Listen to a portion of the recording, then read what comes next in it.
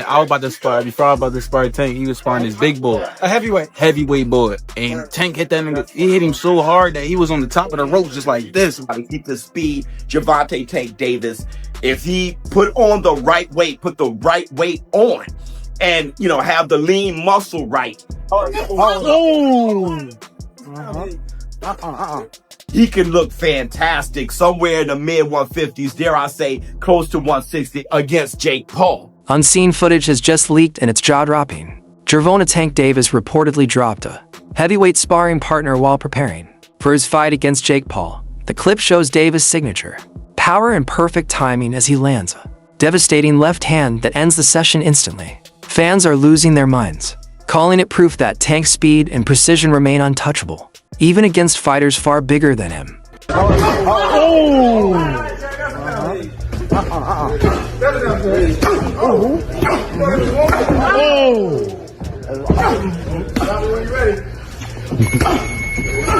Boxing analyst Showbiz The Adult isn't buying the Tank is too small narrative. He predicts Davis will weigh in around 154 pounds, pointing out that it's a familiar range. Tank has walked around that weight before, and even trained at 160 pounds.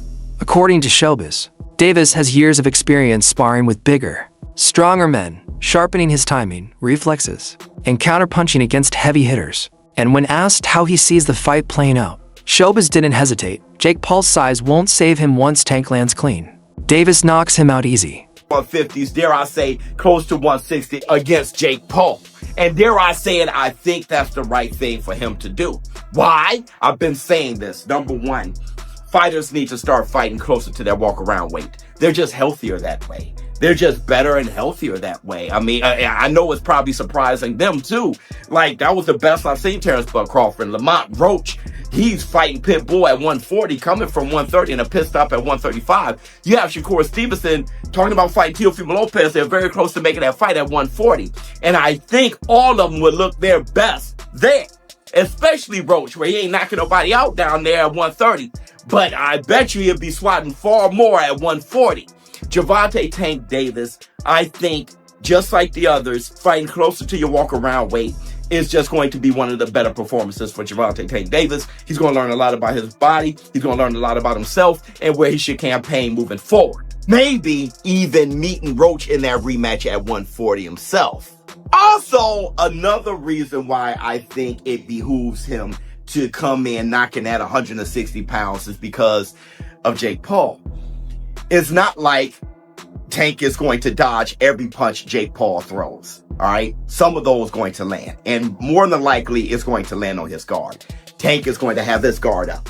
We need for him to be solid enough, his foundation and his base solid enough, so when Jake Paul hits him with those shots, he doesn't go flying around the ring. Sources say Tank's training camp is stacked with heavy sparring partners, but this is nothing new. From the early days of his career, Davis has deliberately tested himself against larger fighters. Those sessions have built the timing, discipline, and fight IQ that make him one of boxing's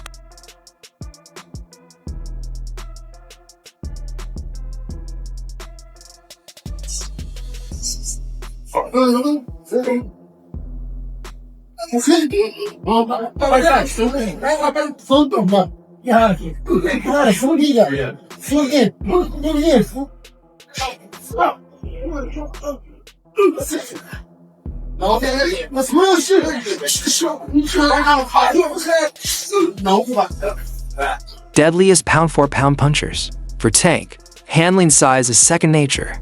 The newest clips out of Davis' camp have fans buzzing. Tank looks sharper, leaner, and more locked in than ever, every punch snapping with a mix of speed and violent precision. His footwork glides. His rhythm feels calculated, not chaotic. You can see it in his eyes. This isn't just training, it's war prep. Analysts across the boxing world are saying the same thing.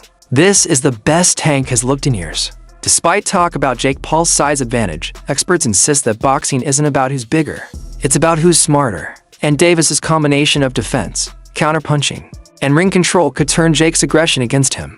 For Tank, this isn't a fight about proving he's strong, it's about proving he's smarter.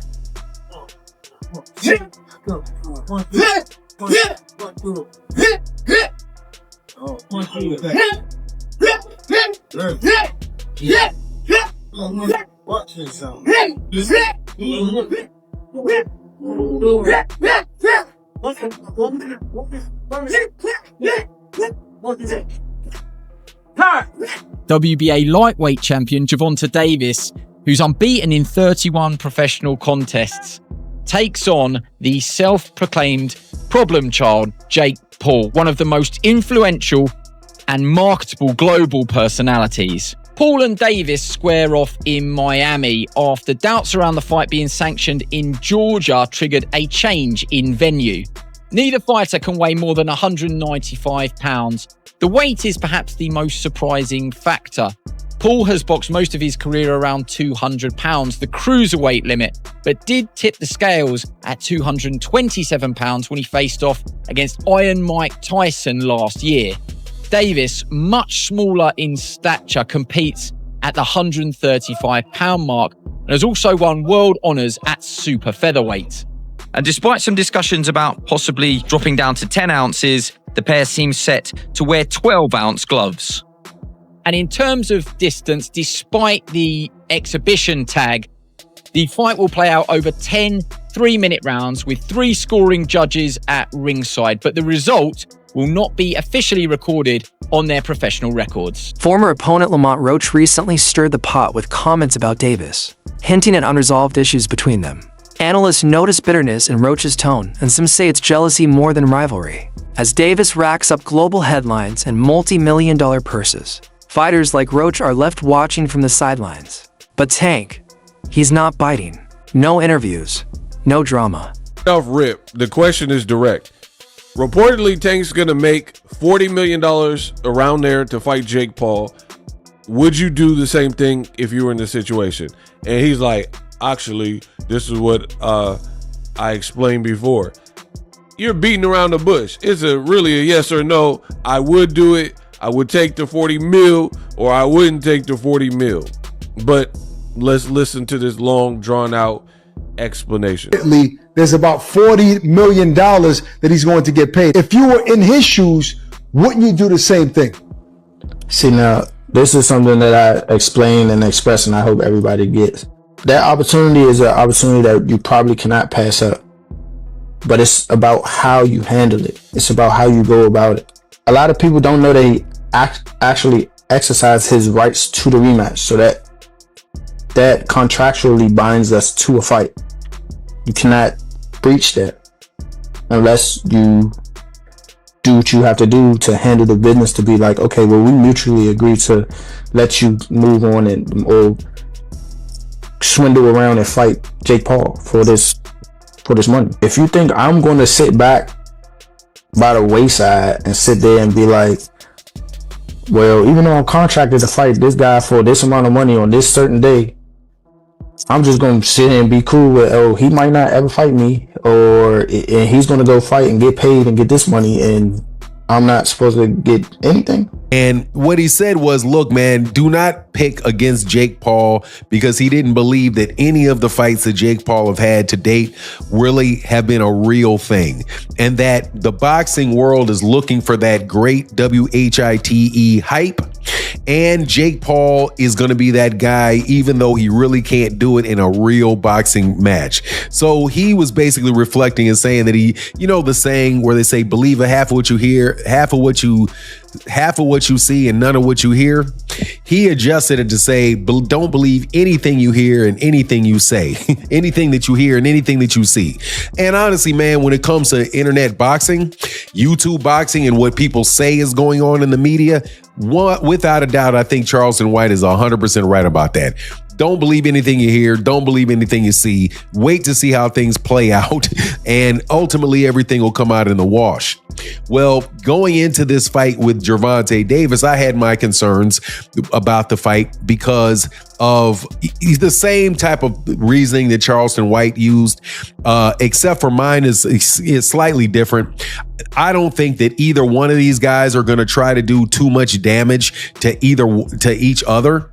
Number one, because if it's scripted, which more than likely to an extent it will be, Gervonta Davis is not going to put himself in a situation where Jake Paul is going to actually be able to hurt him. Just focus. Experts keep reminding fans just how much influence Gervonta Davis has in boxing. When fighters step into the ring with him, their careers change overnight. Opponents who were once unknown become household names just because they shared a ring with Tank. Critics may question his opponents, but the truth is, Davis doesn't just win fights. He creates stars.